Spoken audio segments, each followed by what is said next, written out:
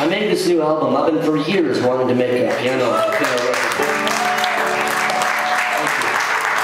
So the backstory, I put out American Ride last year. It did very well, and I thought a lot of my dreams were realized with that album. It sounded the way I wanted a record to sound. The collection of songs was meaningful, and it was what I wanted to do when I left New York, Buffalo, years ago. And so I thought, I'll do something different, maybe the piano album. And so this summer I went in the studio and a collection of songs and made this album called If I Was a River. And the piano, the story I'm about to tell is about the piano. 34 years ago, I don't know how these things happen. You know, it's got to be more than a coincidence.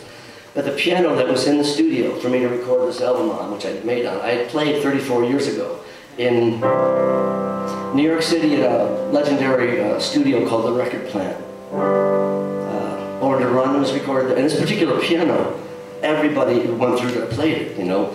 Springsteen, Roy Bittan, Elton John, David Bowie, you name it. And it was a great sounding piano. It still is.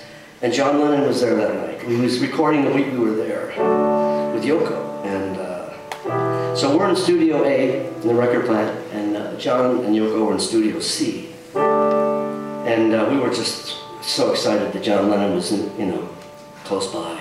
And I was just playing this piano. And anyway, we started the album on, I think it was the 5th of December, 1980. And on Sunday night, we're in the studio, it's midnight, and we're having a great time, and the phone rings. And it was one of John Lennon's engineers, and he said that John didn't have any guitar strings. Could he, you know, do we have any we could lend?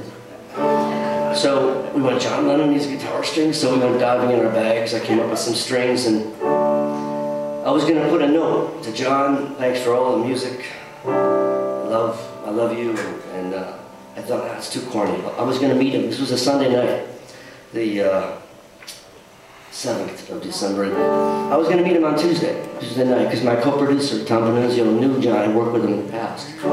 So we came in on the next day, Monday. I still have the log sheet of when people came in. We were in at 4:30. John and Yoko were in at 7:30.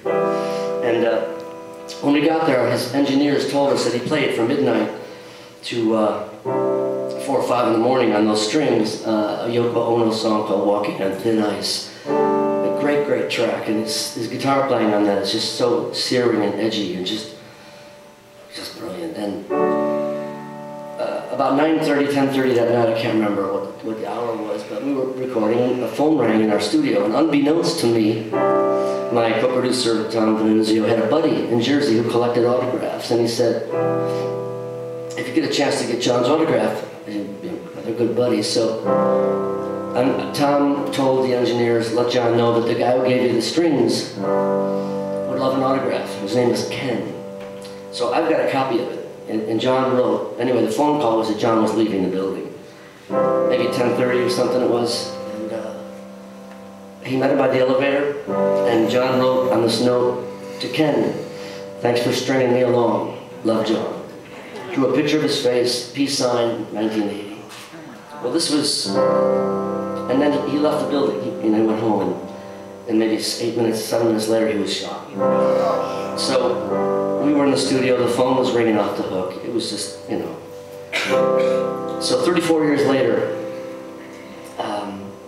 I'm in the studio in Jersey this summer, and in the studio happens to be the same Steinway Baby Grand. It's legendary Steinway. And so for me, the songs are very emotional, and to record it on that piano, I don't know how it ended up there, but it did, and I'm grateful. And I'm going to sing a song dedicated to John Lennon. Yeah! This song is called Lost. And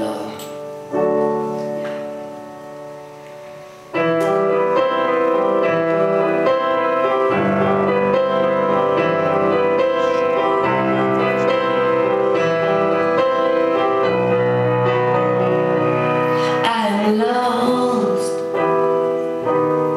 like a castaway at sea.